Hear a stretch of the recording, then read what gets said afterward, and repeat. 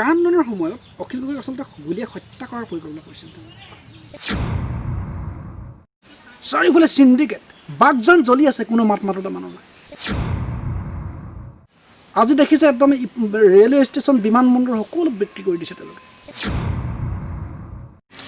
নমস্কাৰ প্ৰিয় দৰ্শক পানীদিহিং বাৰ্তাৰ আজিৰ এই বিশেষ অনুষ্ঠানলৈ আপোনালোক সকলোকে স্বাগতম জনাইছোঁ প্ৰথমতে আপোনালোকক জনাই লওঁ পানীদিহিং বাৰ্তা এটা ৱেব পৰ্টেল নহয় বৰঞ্চ এটা ফেচবুক পেজহে যি ফেচবুক পেজে পানীদিহিং অঞ্চলটোৰ সমস্যা সম্পদ আৰু সম্ভাৱনা এই তিনিওটা দিশক বিশেষভাৱে গুৰুত্ব প্ৰদান কৰাৰ লগতে অসম তথা অসমীয়াৰ অস্তিত্বৰ প্ৰতি সংশয় নমাই আনিব পৰা বিভিন্ন কাৰক তথা অসম আৰু অসমীয়াৰ উন্নয়নৰ বাবে কেনেধৰণৰ কাৰ্যসূচীসমূহ গ্ৰহণ কৰিব লাগে এনেধৰণৰ সকলোখিনি দিশ চালিজাৰি চাই এইবিলাকৰ সম্পৰ্কে বিভিন্ন সময়ত বিভিন্ন প্ৰতিবেদন প্ৰস্তুত কৰাৰ বিনম্ৰ প্ৰয়াস কৰি আহিছে গতিকে নিতাই পানীদিহিং অঞ্চলটোৰ লগতে অসম ৰাজ্যখনৰ বিভিন্ন দিশসমূহৰ বিষয়ে জানিবৰ বাবে আৰু এইসমূহ দিশৰ বিভিন্ন কাৰকসমূহ অনুধাৱন কৰিবৰ বাবে আপোনালোকে চাই থাকিব আমাৰ এই ফেচবুক পেজ পানীদিহিং বাৰ্তা আজি আমাৰ পানীদিহিং বাৰ্তাৰ এই বিশেষ অনুষ্ঠানত এনে এজন অতিথি আমাৰ মাজত উপস্থিত আছে যিজন বৰ্তমান সময়ত আমাৰ অসমৰ সংগ্ৰামী প্ৰেক্ষাপটত এটা অতি চিনাকি নাম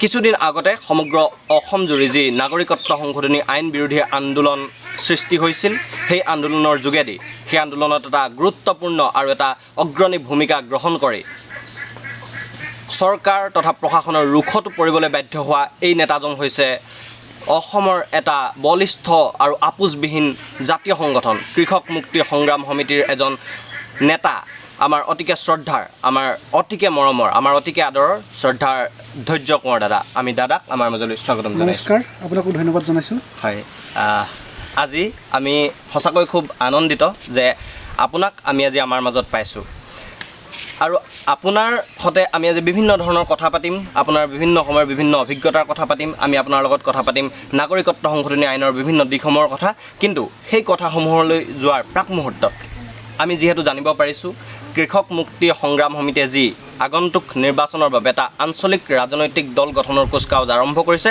এই দল গঠনৰ প্ৰাৰম্ভিক কাৰ্যসূচীসমূহ ইতিমধ্যে সমাপন হৈছে আৰু আজি আনুষ্ঠানিকভাৱে এই সম্পৰ্কে ঘোষণা কৰা হৈছে গতিকে প্ৰথমতে আমি আপোনাৰ যোগেদি কৃষক মুক্তি সংগ্ৰাম সমিতিৰ এই নৱগঠিত আঞ্চলিক ৰাজনৈতিক দলটোলৈ আমাৰ আন্তৰিক শুভেচ্ছা জ্ঞাপন কৰিছোঁ আৰু আমি আশা কৰিছোঁ এই নতুন আঞ্চলিক ৰাজনৈতিক দলটোৱে আমাৰ অসমৰ বিভিন্ন সমস্যা আৰু সম্ভাৱনাসমূহ প্ৰকৃতাৰ্থত তুলি ধৰিবলৈ সক্ষম হ'ব আৰু ৰাষ্ট্ৰীয়তাবাদী শক্তিৰ অধীনস্থ নহৈ সম্পূৰ্ণ ব্যক্তিগত আৰু আপোচবিহীন কণ্ঠৰে জাতিটোৰ বাবে আৰু ৰাজ্যখনৰ বাবে মাত মাতি যাব ধন্যবাদ আপুনি এনেকৈ অহাৰ বাবে আমাৰ সৈতে মুখামুখি হোৱাৰ বাবে অসমৰ যি সমস্যা আজি মইতো ভাবোঁ ৰাষ্ট্ৰই বা কেন্দ্ৰীয় চৰকাৰ যিটো অতিকেন্দ্ৰিক চৰিত্ৰ এই চৰিত্ৰৰ পৰা অসম বাৰে বাৰে বঞ্চিত হৈছে আজি অসমৰ মানুহৰ সম্পদৰ ওপৰত অধিকাৰ নাই সম্পদৰ অধিকাৰৰ কথা ক'লে বা জনগণৰ যি অধিকাৰ এই অধিকাৰৰ প্ৰশ্নত মাত মাতিলে এই অতিকেন্দ্ৰিক ৰাষ্ট্ৰ ব্যৱস্থাত এই চৰকাৰে মানুহক হয় কাৰাবন্দী কৰে কিংবা গুলীয়াই হত্যা কৰে আজি কেন্দ্ৰত যি চৰকাৰ আছে সেই চৰকাৰ হৈছে বিজেপি চৰকাৰ বিজেপি চৰকাৰ কেন্দ্ৰলৈ অহাৰ পাছত তেওঁলোকে এনেকুৱা এটা সাম্প্ৰদায়িক বাতাৱৰণ অসমত সৃষ্টি কৰিছে বা সমগ্ৰ ভাৰতবৰ্ষতে সৃষ্টি কৰিছে আৰু এনেকুৱা এটা ফেচিষ্ট প্ৰেক্টিছ চলাইছে যাৰ বাবে এতিয়া গণতন্ত্ৰ বুলিবলৈ ভাৰতবৰ্ষত একো নাই সংবিধানৰ সকলো নীতি নিয়ম তেওঁলোকে ভৰিয়ে গছকি পেলাইছে গতিকে তেনেকুৱা এটা অৱস্থা চাৰিওফালে ফেচিজিম কমিউনেল ফেচিজিম মই সেইকাৰণে অসমবাসী ৰাইজক আহ্বান কৰিছোঁ যদি আমাৰ দেশৰ যদি গণতন্ত্ৰ বচাবলৈ হয় আমাৰ দেশৰ যদি সংবিধান বচাবলগীয়া হয়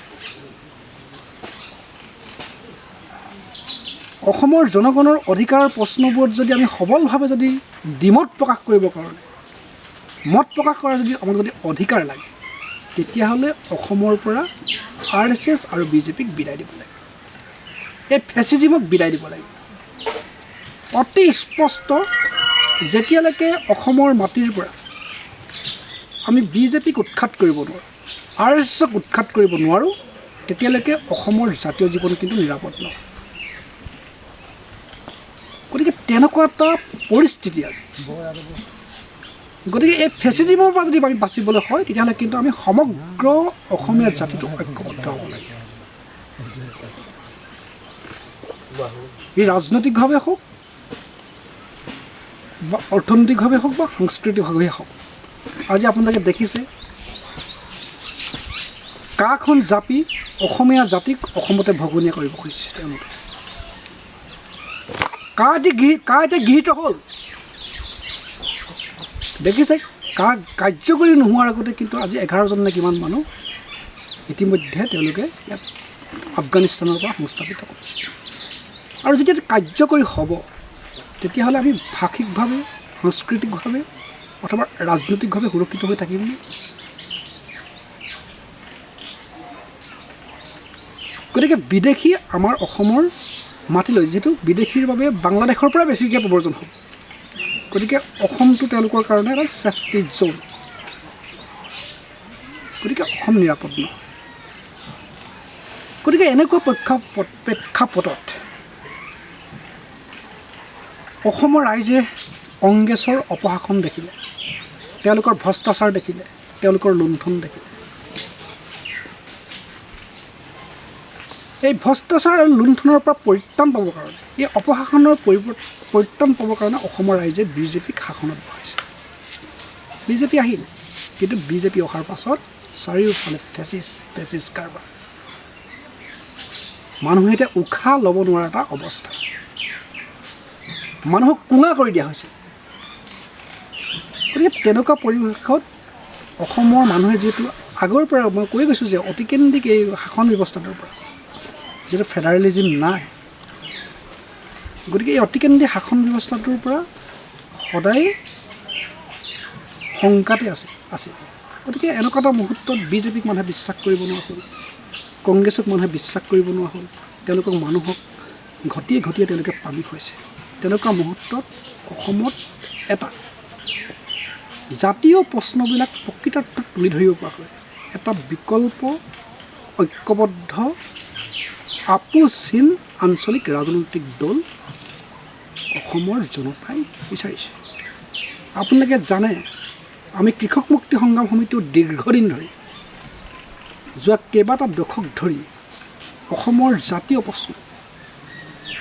প্ৰশ্ন বুলি কওঁতে মই ক'ব খুজিছোঁ যে সংখ্যাগৰিষ্ঠ মানুহৰ যি প্ৰশ্ন, শ্ৰমজীৱী, কৃষক, মধ্যবিত্ত, এই সংখ্যাগৰিষ্ঠ মানুহৰ প্ৰশ্নটো আচলতে জাতীয় প্ৰশ্ন বুলি কোৱা হয়।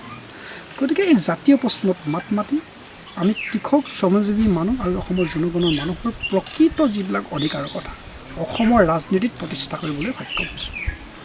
তাৰ পূৰ্বলৈকে কিন্তু অসমৰ ৰাজনীতিত এই অধিকাৰৰ প্ৰশ্নবিলাক যিধৰণে চৰ্চা হ'ব লাগিছিল সেইধৰণে চৰ্চা হোৱা নাছিল। আমি পুনৰবাৰ কৃষকৰ প্ৰশ্ন তুলি ধৰিছোঁ, শ্ৰমজীৱী মানুহৰ প্ৰশ্ন তুলি ধৰিছোঁ, আজি মাটি পটাৰ প্ৰশ্নটো তুলি ধৰিছোঁ, জলসিঞ্চনৰ প্ৰশ্নটো তুলি ধৰিছোঁ, যিবিলাক অসমৰ ৰাজনীতিত ইমান দিনে অৱহেলিত হৈ আছে। আৰু সেইকাৰণে মানুহে দেখিছে যে যদি বিকল্প হয় কৃষক মুক্তি সংগ্ৰাম সমিতিৰ জৰিয়তে বিকল্প। আমিও এনেকৈ সংসদীয় ৰাজনীতিৰ কথা আমি জানো, এখন দীঘলীয়া সংগ্ৰামত কেতিয়াবা সংসদীয় ৰাজনীতিক জনগণৰ সাময়িক সকাহৰ বাবে কেতিয়াবা ব্যৱহাৰ কৰিবলগীয়া হয়। কিন্তু আজি যিটো পৰিস্থিতি, আজি যিটো বাতাবৰণ, আজি যিটো পৰিৱেশ, এই পৰিৱেশে কিন্তু অসমৰ মানুহে আমাক বাৰে বাৰে কৈ আছে যে এটা ৰাজনৈতিক বিকল্প লাগে। তেওঁলোকে এটা ৰাজনৈতিক বিকল্পৰ কথা কৈছে আৰু সেইটো কৃষক মুক্তিৰ জৰিয়তেহে সম্ভৱ বুলি কৈছে। মানুহে এই ধৰণে কৈছে যে অখিল গগৈ অবিহনে যদি ৰাজনৈতিক বিকল্প হয়, তেতিয়াহ'লে কিন্তু সেই বিকল্পত মানুহ সুখী নহয়। গতিকে সেইকাৰণে আমি ভাবিছোঁ যি আপোনালোকে ৰাজনৈতিক দলৰ প্ৰশ্ন উত্থাপন কৰিছোঁ, আমি তাৰ সেই সন্দৰ্ভত আজি আমি বক্তব্য প্ৰকাশ কৰিছোঁ। আমি কৈছোঁ আমি এটা ঐক্যবদ্ধ, খালি ঐক্যবদ্ধ হ'ব লাগিব দেই, ঐক্যবদ্ধ আপোচবিহীন জাতীয়তাবাদী ভাৱধাৰে সংযুক্ত এক আঞ্চলিক ৰাজনৈতিক দলৰ আমি পোষকতা কৰিছোঁ আৰু গঠন কৰিবৰ কাৰণে আমি আগবাঢ়ি গৈছোঁ আৰু প্ৰাৰম্ভিক কাম কাজ আমাৰ ইতিমধ্যে শেষ হৈছে।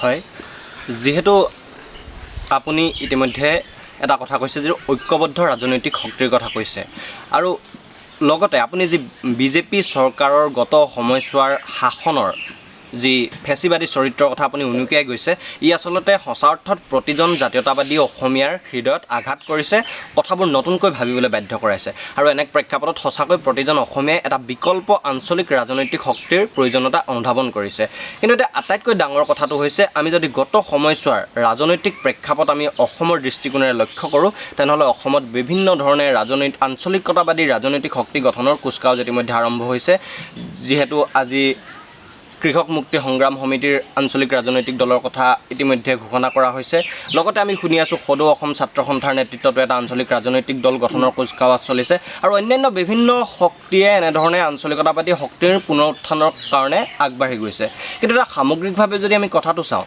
ইমানখিনি আঞ্চলিকতাবাদী ৰাজনৈতিক শক্তিৰ যদি উত্থান ঘটে আৰু ই যদি আমাৰ যিখিনি আঞ্চলিকতাবাদত বিশ্বাসী মানুহ আছে গোটেইখিনিকে যদি ভাগ ভাগ কৰি পেলায় ই আওপকীয়াকৈ গৈ কিন্তু বিজেপি চৰকাৰকে পুনৰবাৰ শাসনলৈ অনাৰ পূৰ্ণ সম্ভাৱনা আছে গতিকে আপুনি কি ভাবে ই কেনেবাকৈ অসমৰ আঞ্চলিকতাবাদত বিশ্বাসী মানুহখিনিৰ বাবে হিতে বিপৰীত হৈ উঠিব পাৰে নেকি আপুনি যি প্ৰশ্ন উত্থাপন কৰিছে এই প্ৰশ্নটো যুক্তিৰ ওপৰতে প্ৰতিষ্ঠিত এক প্ৰশ্ন সেই শংকা কিন্তু অসমৰ মানুহে কৰিছে অসমৰ মানুহে আমাক ভাগে ভাগে আঞ্চলিক দল খুলিবলৈ কিন্তু এপিল কৰি থকা নাই বা সেই বাতাবৰণো অহা নাই আমাক এটা ঐক্যবদ্ধ শক্তিশালী আঞ্চলিক ৰাজনৈতিক দলৰ কথাই কৈছে আৰু সেইকাৰণে আমি বাৰে বাৰে কৈছোঁ যে ঐক্যবদ্ধ শক্তিশালী আঞ্চলিক ৰাজনৈতিক দলহে আমাক প্ৰয়োজন আৰু যদি আমি এইটো কৰিব নোৱাৰোঁ যিসকলে ৰাজনৈতিক দলৰ প্ৰেক্টিছ কৰি আছে তেনেকৈ কচৰত কৰি আছে বা খুলিবৰ কাৰণে চেষ্টা কৰি আছে আজি ধৰি লওক অজিত ভূঞা নেতৃত্বাধীন গণমৰ্চা অৰূপ বৰবৰাই ডাঙৰীয়াই কিছুদিনৰ পাছত এটা ৰাজনৈতিক দল খোলাৰ কথা কৈ আছে আপোনাৰ সদৌ অসম ছাত্ৰ সন্থা ইতিমধ্যে ৰাজনৈতিক দলৰ ঘোষণাৰ কথা মানে তেওঁলোকে ইতিমধ্যে কমিটি গঠন কৰিছে গতিকে এই দলবিলাক যদি আমি একলগ হ'ব নোৱাৰোঁ তেতিয়াহ'লে কিন্তু বিজেপিকে আমি সহায় কৰা হ'ব পৰোক্ষভাৱে আমি বিজেপিক সহায় কৰিবলৈকে কাম কৰাৰ নিচিনা হ'ব গতিকে শক্তিশালী এতিয়া আজিৰ তাৰিখত এটা ফেচিছ দল ইয়াক উৎখাত কৰিবলৈ আমি নিঃসন্দেহে শক্তিশালী আৰু ঐক্যবদ্ধ আপোচবিহীন এক ৰাজনৈতিক দল আমাক লাগে মই আছুকো যিহেতু বিজেপিক উৎখাত কৰিবৰ কাৰণে এই আঞ্চলিক দলবিলাক হৈছে আছুকো আদৰণি জনাইছোঁ আৰু সমৰ্থন জনাইছোঁ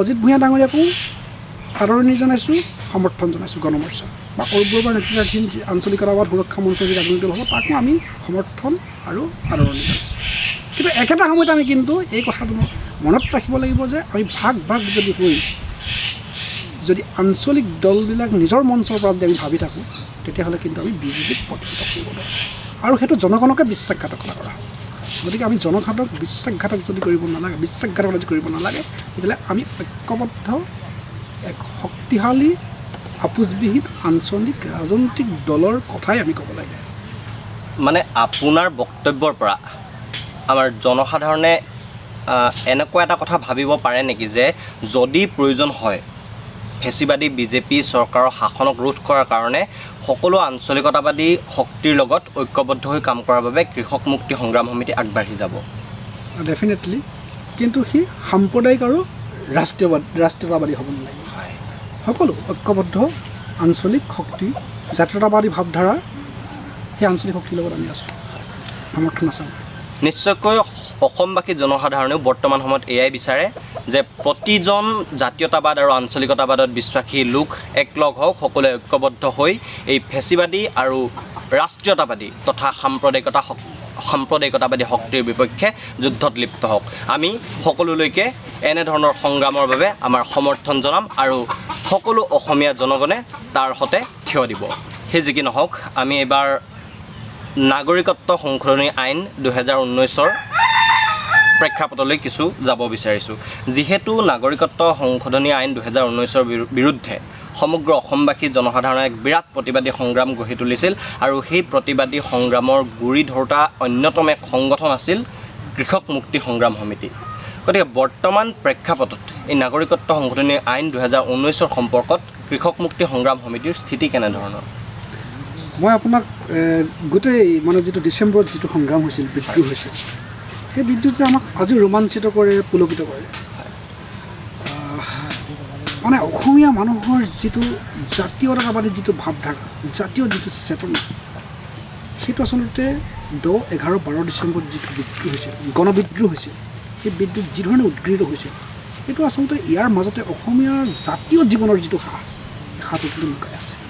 কেনেকৈ ৰাজপথলৈ মানুহ ওলাইছে, আমি এইবিলাক আচলতে সংগ্ৰামৰ এই কথাবিলাক কিতাপতে পঢ়িবলৈ পাইছোঁ।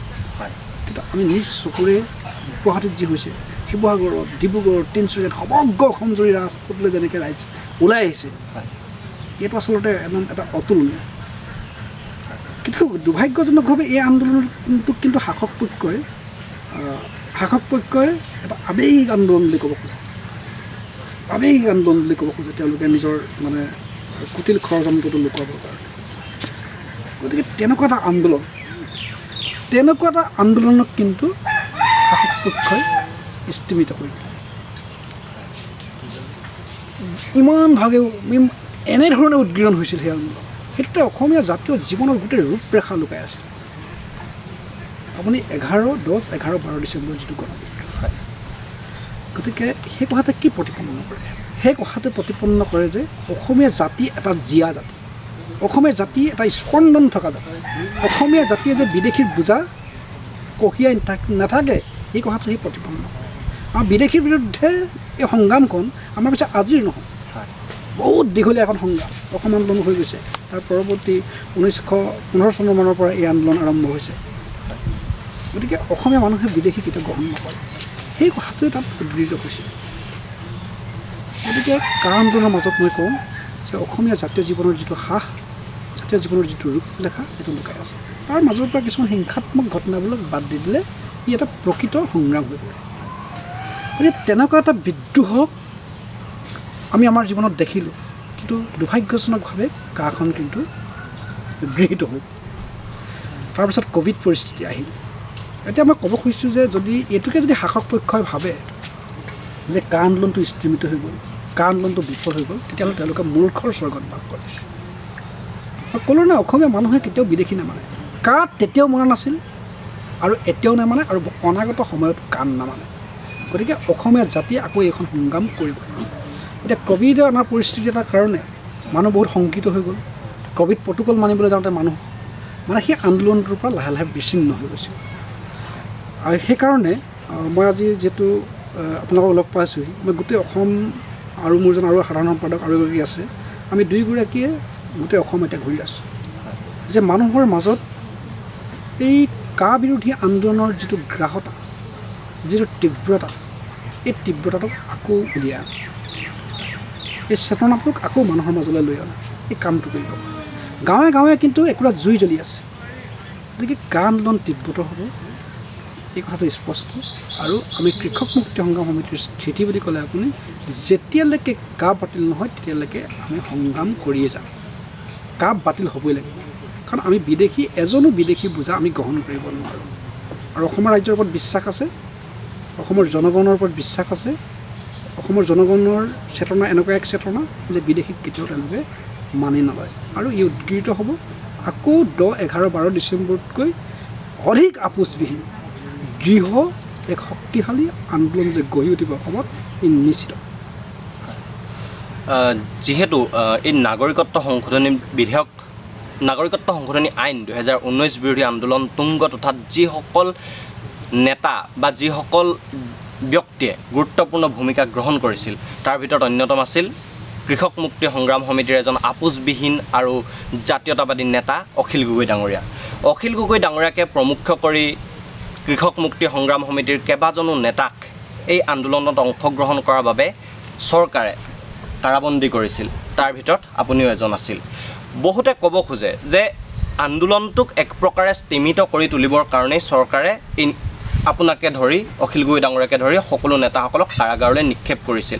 আৰু বহু সময়ত আমি বহুতৰ মুখত এনেদৰেও শুনা পাওঁ যে যি কাৰণে আপোনালোকক কাৰাগাৰলৈ নিক্ষেপ কৰা হৈছিল সেয়াত চৰকাৰ সফল হৈছিল বুলি বহুতে ক'ব খোজে।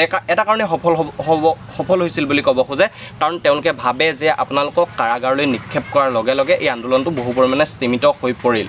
কিন্তু এতিয়া যিহেতু আপোনাৰ বক্তব্যত এটা কথা স্পষ্ট হৈছে যে আপোনালোকে এতিয়াও এই ক্ষেত্ৰত আগৰ স্থিতিতে অটল আছে, আপোনালোকে আকৌ প্ৰয়োজন হ'লে আন্দোলনৰ এক পৰিস্থিতি গঢ়ি তুলিব বুলি। গতিকে এই বাৰ্তাটো অসমীয়া মানুহৰ মাজলৈ লৈ যাবৰ বাবে আপোনালোকে কেনেধৰণৰ ভূমিকা অনাগত দিনত গ্ৰহণ কৰিব?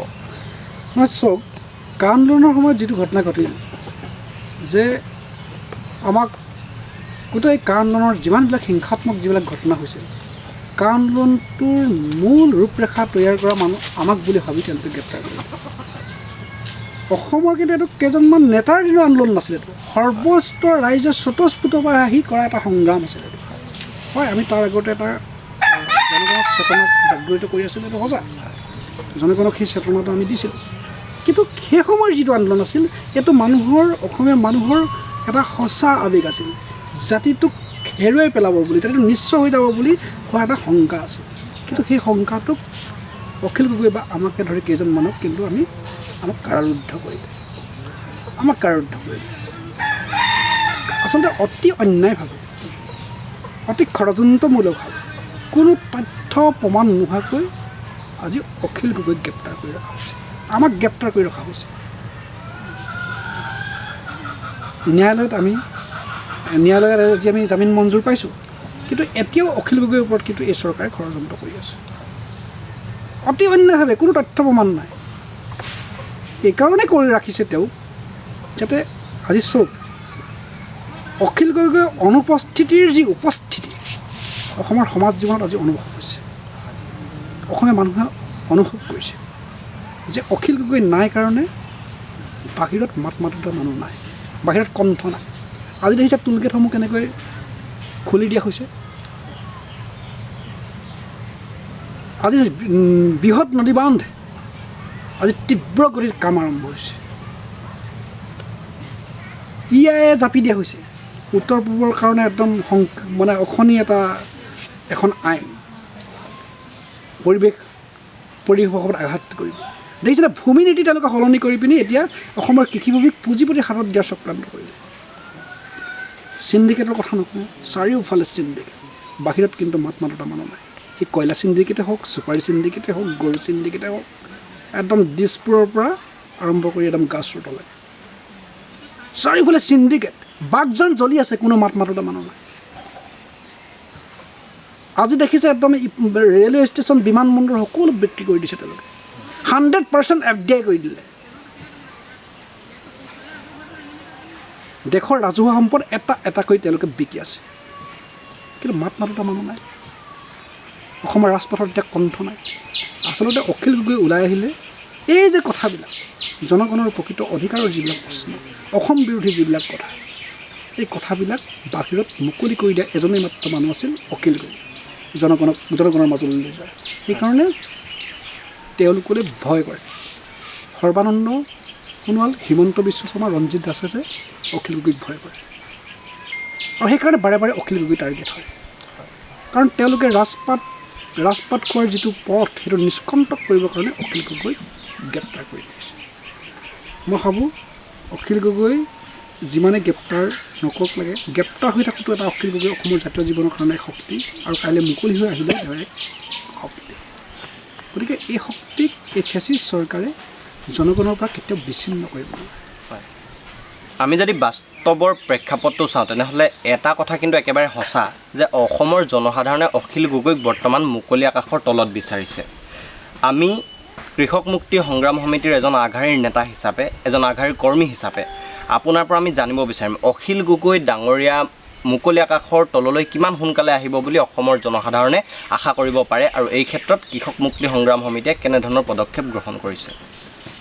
আমি ভাবোঁ অখিল গগৈ ডাঙৰীয়া অচিৰেই মুকলি আকাশৰ তললৈ আহিব।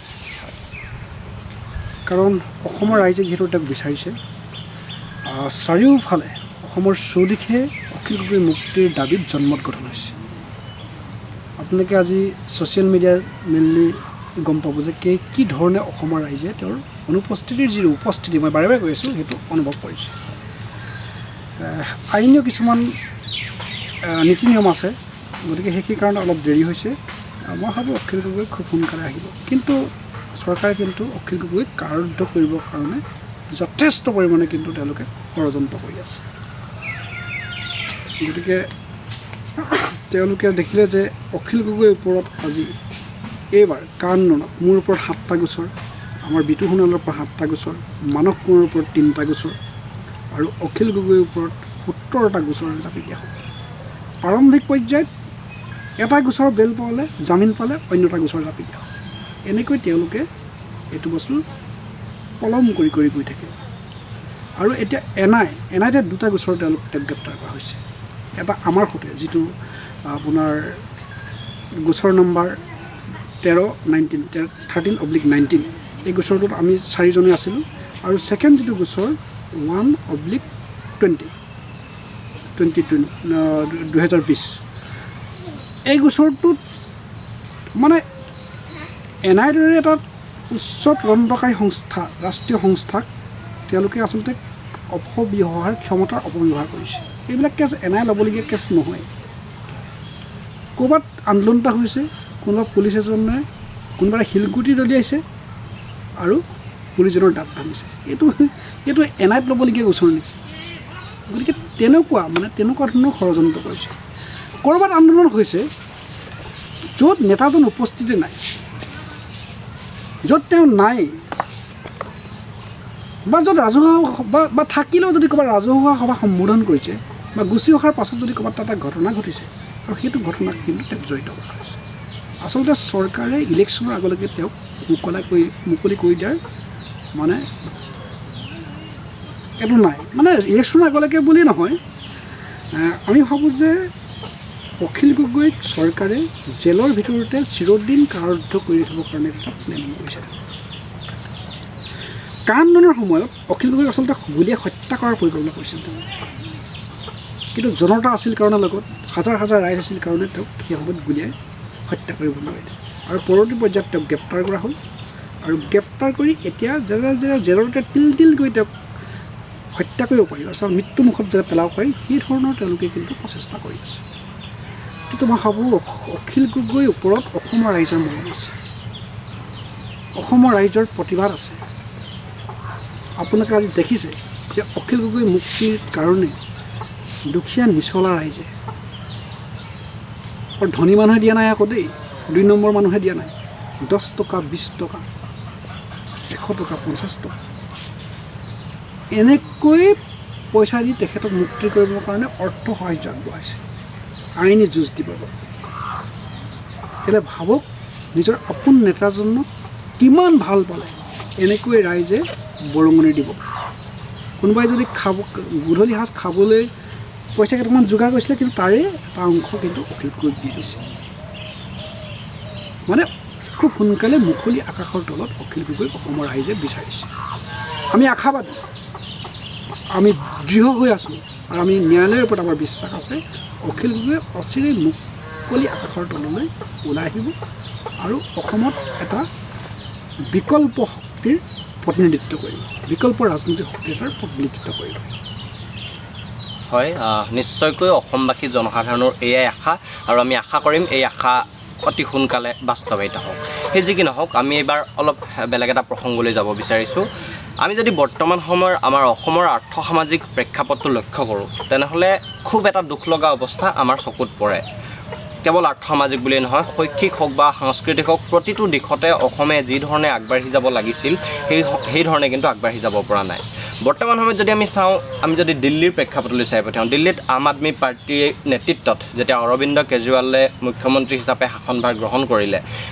তাৰ পৰৱৰ্তী পৰ্যায়ত কিন্তু দিল্লীত উন্নয়নৰ এটা নতুন দিশৰ সঞ্চাৰ হ'ল নতুন দিশত দিল্লীয়ে উন্নয়নৰ মুখ দেখিলে অসমবাসী জনসাধাৰণে কিন্তু কোনোবা নহয় কোনোবাখিনিত কৃষক মুক্তি সংগ্ৰাম সমিতিৰ এই প্ৰস্তাৱিত ৰাজনৈতিক দলটোৰ পৰা তেনেখিনি আশাও মনত পুহি ৰাখিছে সেইটো কোনেও নুই কৰিব নোৱাৰে গতিকে আমি আপোনাৰ মুখেৰে জানিব বিচাৰিম যে অসমৰ মানুহখিনিৰ বাবে অসমৰ জনসাধাৰণৰ বাবে বা অসমৰ তথৈব আৰ্থ সামাজিক পৰিস্থিতিটোৰ উন্নয়নৰ বাবে কৃষক মুক্তি সংগ্ৰাম সমিতিয়ে অসমৰ প্ৰেক্ষাপটত আম আদমী পাৰ্টি হ'ব পাৰিবনে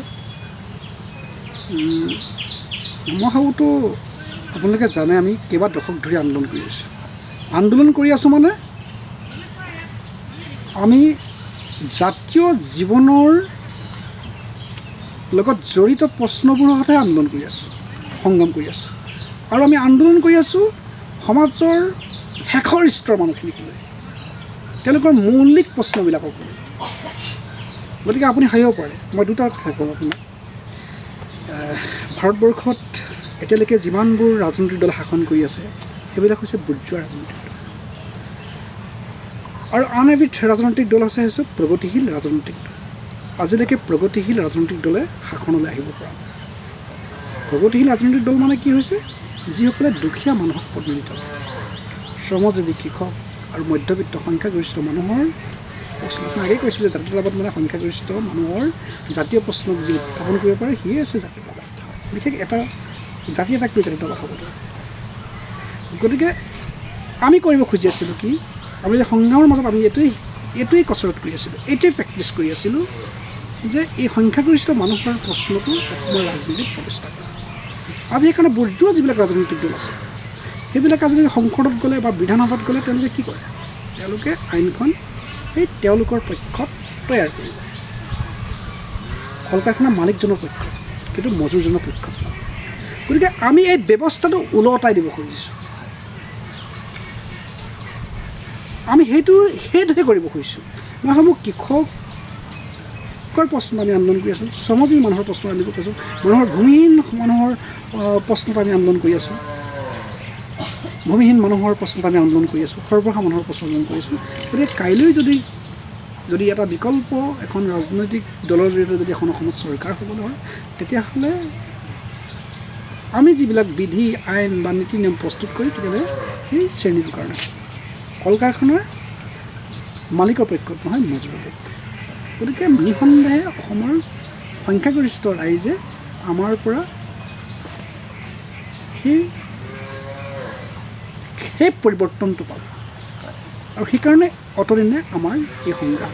আৰু সেইকাৰণে আজি যে আপোনালোকে দেখিছে যে ঢেৰ আঞ্চলিক ৰাজনৈতিক দলৰ কথা ওলাই আছে, তাৰ পাছতো কৃষক মুক্তিলৈ মানুহে কিয় চাই আছে? তেওঁলোকে নিজকে বিচাৰি পায় তাৰ মাজত। সংখ্যাগৰিষ্ঠ মানুহে এই প্ৰশ্নবিলাক আমাৰ মাজত বিচাৰি পাইছে, কাৰণ আমি সেই দৰ্শন, সেই মতাদৰ্শৰ প্ৰেক্টিছৰ মাজেৰে আহি আজি এই অৱস্থাত অৱস্থান কৰিছোঁ। গতিকে ডেফিনেটলি এখন ভাল ৰূপান্তৰক আমি সমাজ দিবৰ কাৰণে আমি পাৰিম। সেই দৃঢ়তা আৰু সেই বিশ্বাস আমাৰ যদি পলিটিকেল পাৰ্টি হয় সেইটো কৰিব পাৰিম। কিন্তু কৃষক মুক্তি সংগ্ৰাম সমিতি হৈছে এটা সুকীয়া সংগঠন, গণসংগঠন, ই অন্য এটা মানে জাতীয় সংগঠন হিচাপে থাকিব। কিন্তু ৰাজনৈতিক মঞ্চখনৰ লগত কৃষক মুক্তি এইটো পৃথক এটা কথা হ'ব। এইবাৰ আমি আন এটা প্ৰসংগলৈ আহিব বিচাৰিছোঁ। যিহেতু আমি জানো কৃষক মুক্তি সংগ্ৰাম সমিতিয়ে প্ৰতিষ্ঠা কালৰে পৰা অসমৰ ভূমিহীন লোকসকলৰ হকে, তেওঁলোকৰ অধিকাৰৰ হকে মাত মাতি আহিছে। আপুনি যিহেতু পানীদিহিং অঞ্চলৰ এজন যুৱক, আৰু আমাৰ পানীদিহিং অঞ্চলতো এনে বহু লোক আছে যি আজিলৈকে ভূমিহীন হৈ আছে। গতিকে এই ভূমিহীন লোকসকলৰ স্বাৰ্থত আপোনালোকে কেনেধৰণৰ পদক্ষেপ গ্ৰহণ কৰিব, এই সম্পৰ্কে আমি আপোনাৰ মতামত জানিব বিচাৰিম। আমাৰ এটা জাতীয় কৰ্মসূচীৰ এটা কথাই আছে, আমি কৃষক মুক্তি সংগ্ৰাম সমিতিও সেইটো কৰ্মসূচী যে বছৰেকত 3টা খেতি কৰা, আৰু প্ৰতিগৰাকী মানুহক 8 বিঘাকৈ মাটি দিয়ে। 8 বিঘাটো আমি এতিয়া অলপ কমাইছোঁ, কিন্তু আমি 12 বিঘাই আছিল আমাৰ হেৰিয়াত, তো 12 বিঘা বুলি ক'ব পাৰি। 12 বিঘাকৈ মাটি দিয়ে বা 8 বিঘাকৈ মাটি দিয়ে মিনিমামটো, আৰু বছৰেকত 3টা খেতি কৰিবৰ কাৰণে মানুহক যিখিনি মেকানিজিমৰ প্ৰয়োজন হয়, যিখিনি ব্যৱস্থা কৰি দিবলগীয়া হয় বছৰেকত 3টা খেতি কৰিবলৈ, সেই ব্যৱস্থাখিনি আমি কৰি দিবৰ কাৰণে আমাৰ জাতীয় কৰ্মসূচীৰ ভিতৰত সেই কথাটো আছে। আজি আপুনি চাওক, অসমৰ বেছিভাগ মানুহৰে মাটি পট্টা নাই। আজি যদি মাটি পট্টা নাথাকে, তেওঁলোকে কিন্তু সেই মাটিৰ ওপৰত যিটো ৰাইট, তেওঁলোকৰ অধিকাৰটো কিন্তু নাথাকে। আৰু এই মাটি পট্টা নথকাটো সুযোগ লৈছে কোনে? যিবিলাক উদ্যোগপতি, পুঁজিপতি। গতিকে পট্টা নথকাৰ কাৰণে তেওঁলোকে এইটোৰ ওপৰত যদি কাইলৈ যদি ইয়াত যদি পাব্লিক হিয়াৰিং নকৰাকৈ, মালিকৰ কথা নুশুনাকৈ, মালিকৰ কথা চৰকাৰে এবাৰলৈ নুশুনাকৈ কিন্তু ইয়াত যদি যিকোনো উদ্যোগ স্থাপন কৰিব, যিকোনো মানে ক্ষতিকাৰক কাম কাজ ইয়াত চলাব পাৰে।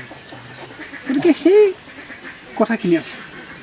গতিকে মই ভাবোঁ আমি যে আজি আন্দোলন কৰি আছোঁ, মানে টেঙানীতে হওক বা দৈয়াঙতে হওক বা য'ত য'ত মাটি পট্টাৰ বাবে যিবোৰ আন্দোলন কৰি আছিলোঁ, আচলতে আমাৰ জন্মৰ আমি উচ্ছেদৰ বিৰুদ্ধে আন্দোলন কৰিয়ে জন্ম হৈছিলোঁ কৃষক। গতিকে মাটি পট্টাটো বা ভূমিহীন মানুহক মাটি দিয়াটো হৈছে আমাৰ একদম প্ৰাথমিক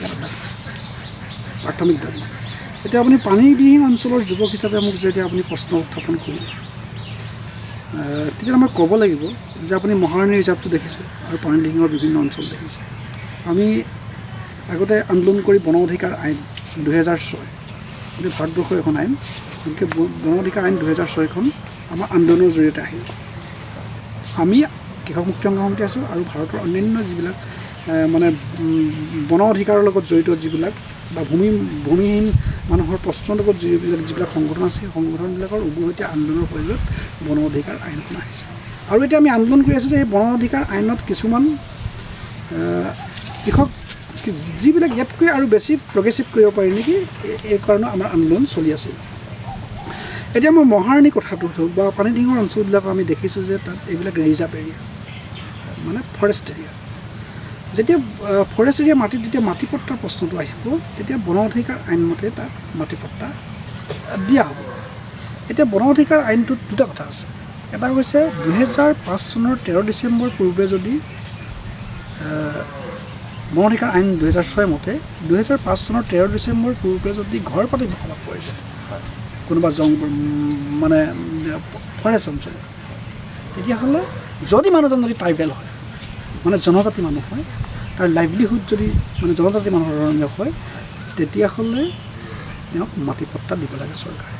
আজিতো আমাৰ বহুত ট্ৰাইবেল মানুহ আছে, 2005 চনৰ 13 ডিচেম্বৰ বহুত পূৰ্বৰ পৰা বসবাস কৰি আছে, কিন্তু চৰকাৰেতো সদায় কয় মাটিপট্টা দিম কিন্তু এখন আইন থকাৰ পাছতো কিন্তু আজিলৈকে মাটিপট্টা দিয়া নাই। আৰু দ্বিতীয় কথাটো হৈছে যিসকল নন ট্ৰাইবেল, যিসকল মানুহ জনজাতি নহয়, তেওঁলোকে তাত 3টা পুৰুষ থকাটো প্ৰমাণ কৰিব লাগে। 3টা তিৰিক মানে 3, 25, 75 বছৰ। গতিকে 75 বছৰ যদি জংঘলত যদি তেওঁলোকে বসবাস কৰি আছে, ফৰেষ্টৰ মাটিত যদি বসবাস কৰি আছে, তেতিয়াহ'লে বন অধিকাৰ আইন 2006 মতে সেই 75 বছৰ বসবাস কৰি থকা মানুহবিলাকক মাটিপট্টা দিব লাগে। আমি কিন্তু সেই কথাটো 75 বছৰটো কমাবৰ কাৰণে আন্দোলন কৰি আছোঁ। গতিকে প্ৰচিডিউৰ মতে মানে মাটিপট্টা পায়। এতিয়াতো পানীডিঙি অঞ্চলতো 75 বছৰ নালাগে, 100 বছৰৰ ওপৰৰ মানুহ আছে, অজনজাতি মানুহ। আৰু জনজাতি মানুহতো আমাৰ ইয়াত বহুত আছে, সেইসকলেতো মাটিপট্টা পাবই লাগে। গতিকে এই মাটিপট্টাটোক লৈও আচলতে আমাৰ MLA বিলাকে যিবিলাকে চাগে হেৰি কৰে, তেওঁলোকে যিধৰণে জোৰ দিব লাগে বা চৰকাৰী বিষয়াবিলাকে যিধৰণে জোৰ দিব লাগে, এই ধৰণৰ কথাবিলাক তেওঁলোকৰ নলেজত নাই কাৰণে চাগে বহু কাম কৰি উঠা নাই। আৰু ৰাইজেও এইটো প্ৰতিবাদ কৰিব লাগে, যিবিলাক চৰকাৰী বিষয়া আছে তেওঁলোকক এইটো কথা এফিল কৰিব লাগে। গতিকে আন্দোলনৰ আৰু প্ৰয়োজন থাকে। গতিকে মই ভাবোঁ সেইকাৰণে আমি অভিজ্ঞ মানুহৰ দ্বাৰা আচলতে পৰিচালিত হ'ব লাগে। আমাৰ দেখিছোঁ বহুতবিলাক বিধায়কেই হওক বা চৰকাৰী বিষয়া বা আমোলাই হওক, এই কথাটো হয় অৱজ্ঞা কৰে তেওঁলোকে, হয় ৰাজনীতিৰ কাৰণে তেওঁলোকে এইটো জীয়াই ৰাখে, নহ'লে কিংবা তেওঁলোকৰ বিষয়টো তেওঁলোকে নাজানে, নলেজত নাই। এই ধৰণৰ কাৰণে আচলতে এই মানুহখিনি ভুক্তভোগী আছে। আমি আমাৰ অনুষ্ঠানৰ শেষৰ পৰ্যায়লৈ আহিব বিচাৰিছোঁ। একেবাৰে শেষত আমি আপোনাৰ পৰা জানিব বিচাৰিম, যিহেতু আপুনি থাওৰা সমষ্টিৰ এজন যুৱক, গতিকে আমি আপোনাৰ পৰা জানিব বিচাৰিম যে থাওৰা সমষ্টিত গত সময়ছোৱাত যি ধৰণে উন্নয়ন আৰু প্ৰগতি হ'ব লাগিছিল সেই ধৰণে হৈছে বুলি আপুনি ভাবেনে? আৰু লগতে আমি আপোনাৰ পৰা এইটোও জানিব বিচাৰিম, থাওৰা সমষ্টিৰ উন্নয়ন আৰু প্ৰগতি সুনিশ্চিত কৰাৰ স্বাৰ্থত যদিহে অনাগত বিধানসভা নিৰ্বাচনত কৃষক মুক্তি সংগ্ৰাম সমিতিৰ প্ৰস্তাৱিত নতুন আঞ্চলিক ৰাজনৈতিক দলটোৱে প্ৰাৰ্থিত্ব প্ৰদান কৰে, তেনেহ'লে সেই প্ৰাৰ্থিত্ব গ্ৰহণ কৰিবৰ বাবে আপুনি প্ৰস্তুত আছেনে? চাওক, ৰাজনৈতিক দল গঠনটো আচলতে এতিয়া আমাৰ চূড়ান্ত পৰ্যায়লৈ দল গঠন কৰিম বুলি আমি কৈছোঁ, আৰু নিঃসন্দেহে তাত কিছুমান প্ৰাৰ্থী হ'ব। গতিকে সেইটো মই সম্মেলন নহ'ম, সেইটো কিন্তু তেতিয়া আপোনাক মই নিশ্চিত দিব নোৱাৰোঁ। আৰু বিশেষকৈ মইতো এনেকৈ ভাবোঁ যে জাতীয় জীৱনত মোৰ বহুত কাম কৰিবলগীয়া আছে। গতিকে অসমৰ সমাজ জীৱনক আগুৱাই নিবলগীয়া আৰু যথেষ্ট আমি কষ্ট কৰিবলগীয়া আছে, যথেষ্ট প্ৰেক্টিছ কৰিবলগীয়া আছে। গতিকে সেইটো সময়ত পাৰ্টীয়ে যদি যি চিন্তা কৰে, আৰু এনেকুৱা নহয় যে কৃষক মুক্তি সংগ্ৰাম সমিতিৰ এটা পৃথক সত্তা আৰু ইয়াৰ পৰা যোৱা ৰাজনৈতিক দলটো হ'ব আন এক সত্তা। গতিকে মইতো কৃষক মুক্তি সংগ্ৰাম সমিতিহে এজন সাধাৰণ সম্পাদক। গতিকে মই এতিয়া আপোনাক সেই কথাটো এই মুহূৰ্তত ক'ব নোৱাৰিম। নিশ্চয়কৈ আমি আমাৰ অনুষ্ঠান সামৰিব লাগিব। আমি অশেষ ধন্যবাদ জ্ঞাপন কৰিছোঁ আজি আমাক এই সময়খিনি দিয়াৰ বাবে কৃষক মুক্তি সংগ্ৰাম সমিতিৰ সন্মানীয় সাধাৰণ সম্পাদক ধৈৰ্য কোঁৱৰ ডাঙৰীয়াক। আমি অনাগত দিনসমূহৰ বাবে তেখেতক আমাৰ শুভেচ্ছা জ্ঞাপন কৰিছোঁ। অসমৰ জাতীয় জীৱনৰ প্ৰতিটো ক্ষেত্ৰত অসমৰ আৰু অসম আৰু অসমীয়াৰ স্বাৰ্থত আহিব লগা বা উত্থাপন হ'ব লগা প্ৰতিটো জাতীয় প্ৰশ্নত তেওঁৰ বলিষ্ঠ আৰু আপোচবিহীন কণ্ঠ যাতে সদায় অটুট থাকে তাৰ বাবে আমি আমাৰ আশা প্ৰকাশ কৰিছোঁ আৰু পানীদিহিং বাৰ্তা পৰিয়ালৰ তৰফৰ পৰা আমি আমাৰ অতিকে শ্ৰদ্ধাৰ ধৈৰ্য কোঁৱৰ দাদালৈ আমাৰ অশেষ অভিনন্দন আৰু শুভকামনা জ্ঞাপন কৰিছোঁ। ধন্যবাদ আপোনালোক, ভাল লাগিল। আপোনালোকে কুশলে থাকক। হয়, নিশ্চয়কৈ। যিহেতু আমি একেবাৰে সামৰণিত এটা কথা ক'বই লাগিব যে বৰ্তমান সময়ত অসমৰ জনসাধাৰণে কৃষক মুক্তি সংগ্ৰাম সমিতি এই সংগঠনটোক লৈ বহুখিনি সপোন দেখিছে, বহুখিনি আশা কৰিছে। অসমীয়া মানুহে বিচাৰিছে কৃষক মুক্তি সংগ্ৰাম সমিতিয়ে অসম আৰু অসমীয়াৰ স্বাৰ্থত, অসমীয়া নামৰ সত্তাটো সদায় জীয়াই ৰখাৰ স্বাৰ্থত আপোচবিহীন কণ্ঠৰে মাত মাতক আৰু এই আপোচবিহীন কণ্ঠৰে মাত মাতিব বুলি অসমীয়া জনসাধাৰণে কৃষক মুক্তি সংগ্ৰাম সমিতিৰ ওপৰত যি দৃঢ় বিশ্বাস আৰু আস্থা ৰাখিছে সেই দৃঢ় বিশ্বাস আৰু আস্থা যাতে কৃষক মুক্তি সংগ্ৰাম সমিতিয়ে সদায় অটুট ৰাখে, আমি তাৰেই কামনা কৰি আমাৰ এই বিশেষ অনুষ্ঠান ইমানতে সামৰণি মাৰিছোঁ। ধন্যবাদ।